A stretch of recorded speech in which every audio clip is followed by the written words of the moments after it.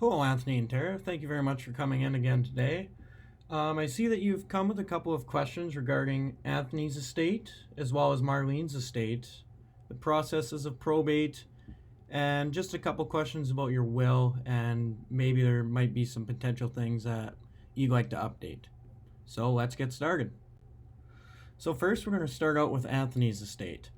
So, for the assets that will be going to probate, we'll have the cash of $250,000, the money market fund of $875,000, and then we also have invested assets, which include the growth mutual fund at $53,100, the due from the AATB for $70,500, the AATB Family Limited Partnership for $1,193,600, a common stock portfolio for $100,000, and the Benson Animal Care Center common stock that's worth $2,250,000.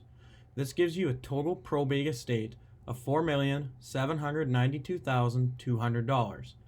Then we're going to talk about the non-probate assets. So these will include, let's begin here with the retirement assets. So we have the profit sharing KEO, which is $1,350,000, which is going to Tara, the IRA of $30,000, which is also going to Tara, and then we have the joint ownership assets, which include the residence, which 50% of that will go over to Tara, which is $500,000. The personal property, which will also be 50% of the $400,000 for $200,000, which is going to Tara as well. And lastly, the auto, which is 50% of $42,000, which gives a total of $21,000, which will also be going to Tara. Then we have the insurance. So first, we have Anthony's life insurance of $250,000, where the beneficiary is Tara, and the Benson's Child Trust life insurance plan, which will offer $1.5 million going to the children. This totals for a total non-probate estate of $3,851,000. When we add this all together, this means that Anthony, your total gross estate is worth $8,643,200 today. Next, we're going to talk about the allocation of Anthony's estate. So this is the complete estate allocation. So Tara, you'll get half of the probate plus the non-probate, which gives you $4,747,100. All four of the children will get 1/8 of the probate plus 1/4 of the children's life insurance policy, which gives a total of $970,275 each. When we sum these totals up, we arrive at a grand total of $8,643,200. Now we're going to talk about Marlene's estate. So for Marlene, the assets that she has that will be going to probate include her bonds of $37,000, her stocks of $385,000, her mutual funds of $108,000, and the deferred annuity, which is worth $780,692. This gives us a grand total of probate assets of $1,310,692. Next, we're going to talk about her non-probate assets.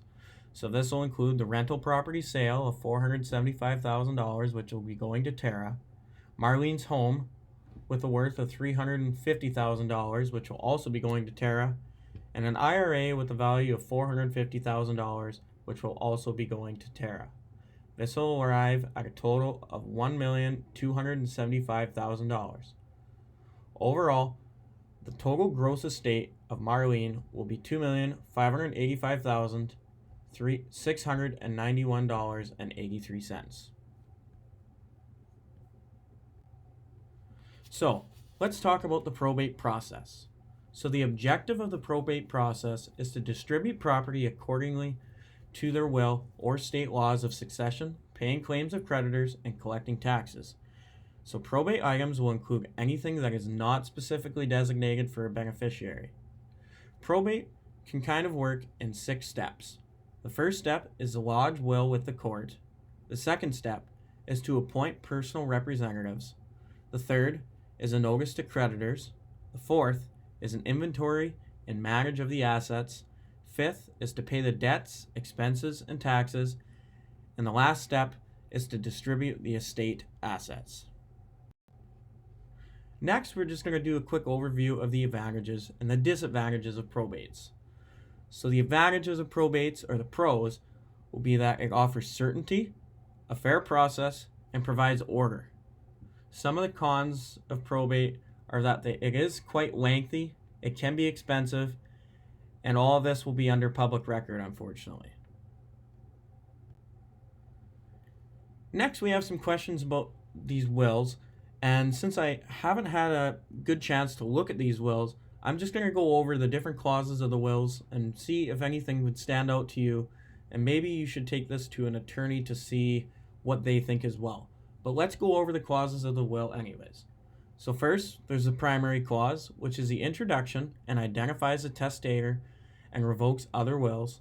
There's the tax appointment clause, which designates the source of payment for taxes owed by the estate. The family statement clause, which makes it clear who is being mentioned in the will. The dispositive clause, which disposes the probate assets and should include if ownership is outright or if it will be distributed to the trust. Next, we have the no contest clause, which attempts to penalize those family members who contest the will.